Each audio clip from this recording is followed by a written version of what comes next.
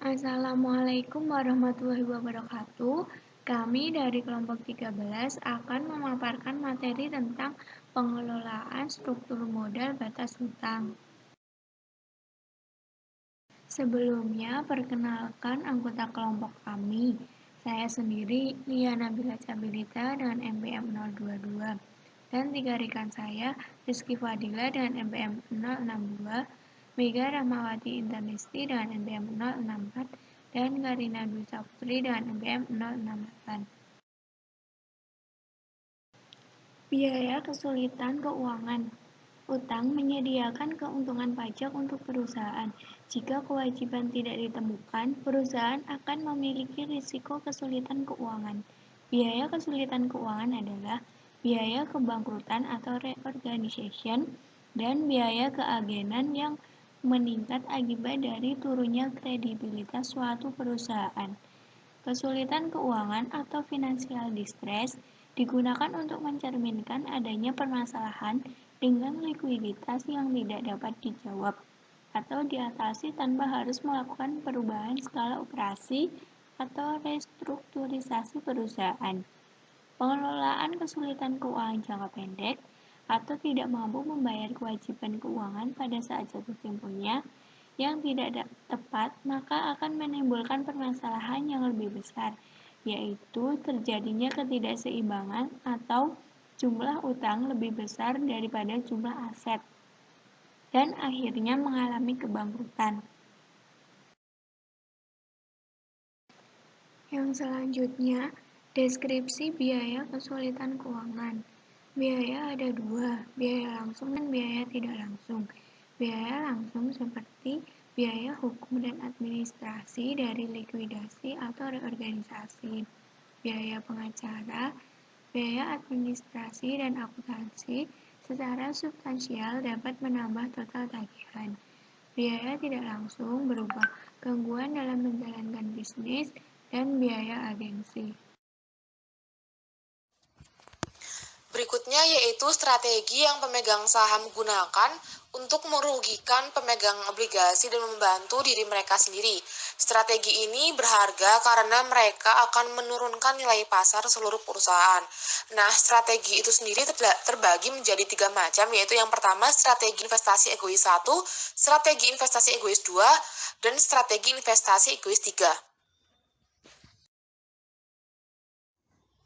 Nah, kemudian ada nih pertanyaan, dapatkah biaya hutang dikurangi? Nah, jadi untuk perjanjian perlindungan, karena pemegang saham harus membayar suku bunga yang lebih tinggi sebagai asuransi terhadap shellfish strategis mereka sendiri, mereka sering membuat perjanjian dengan pemegang obligasi dengan tingkat harapan yang lebih rendah. Dan untuk konsolidasi hutangnya di atas dengan koordinasi yang tepat antara pemegang obligasi dan pemegang saham. Misalnya, mungkin satu atau paling tidak beberapa pemberi pinjaman dapat menanggung seluruh utang. Jika keseluruhan keutangan terjadi, biaya negosiasi diminimalkan dalam pengaturan ini. Selain itu, pemegang obligasi dapat membeli saham juga. Kemudian berikutnya integrasi efek pajak dan biaya kesulitan keuangan. Menurut Modigliani dan Miller berpendapat bahwasanya nilai perusahaan meningkat dengan leverage adanya pajak perusahaan. Karena hubungan ini menyeratkan bahwasanya semua perusahaan harus memilih utang maksimum. Teori tersebut juga tidak memprediksi perilaku perusahaan di dunia nyata, karena biaya financial distress tidak dapat diekspresikan dengan cara yang tepat. Belum ada formula juga yang dapat dikembangkan untuk menentukan tingkat utang perusahaan secara tepat. Kemudian untuk pembahasan selanjutnya yaitu mengenai signaling. Teori sinyal atau signaling teori merupakan salah satu teori pilar dalam memahami manajemen keuangan. Secara umum, sinyal diartikan sebagai isyarat yang dilakukan oleh perusahaan manajer kepada pihak luar yaitu investor. Investor cenderung menyimpulkan nilai perusahaan yang lebih tinggi dari tingkat utang yang lebih tinggi. Dengan demikian, para investor ini cenderung menawarkan harga saham perusahaan setelah perusahaan menerbitkan utang untuk pembelian kembali ekuitas, yang artinya bahwa investor memandang utang sebagai sinyal nilai perusahaan. Masih ke dalam pembahasan sinyal, Magnuson tahun 1996 merangkum bahwa setidaknya ada 4 pilar utama model sinyal yang dikenal dalam literatur keuangan. Keempat model tersebut yang dimaksud yaitu adalah yang pertama, model sinyal berbasis masa jatuh tempo utang atau signaling models of debt monetary choice. Yang kedua, model sinyal berbasis investasi koperasi yaitu signaling model of cooperation investment. Yang ketiga, model sinyal struktur keuangan yaitu signaling model of financial structure.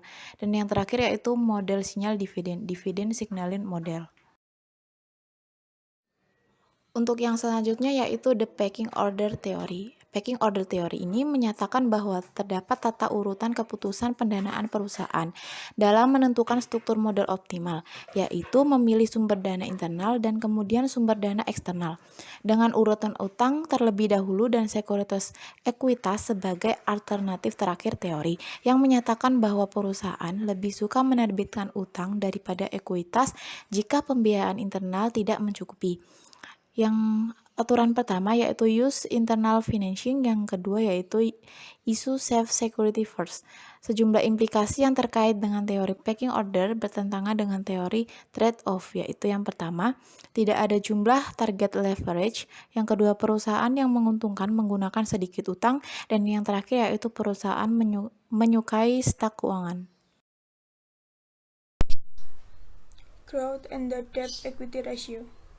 Pengertian dari debt to equity ratio atau DER adalah sebuah rasio keuangan yang membandingkan jumlah hutang dengan ekuitas. Ekuitas dan jumlah hutang yang digunakan untuk operasional perusahaan harus berada dalam jumlah yang proporsional. Selain itu, debt to equity ratio ini juga biasa disebut rasio leverage atau rasio pengungkit, di mana rasio ini digunakan untuk melakukan pengukuran dari suatu investasi yang ada dalam perusahaan. Rumus dari debt to equity ratio adalah debt to equity ratio atau DER sama dengan total hutang dibagi ekuitas.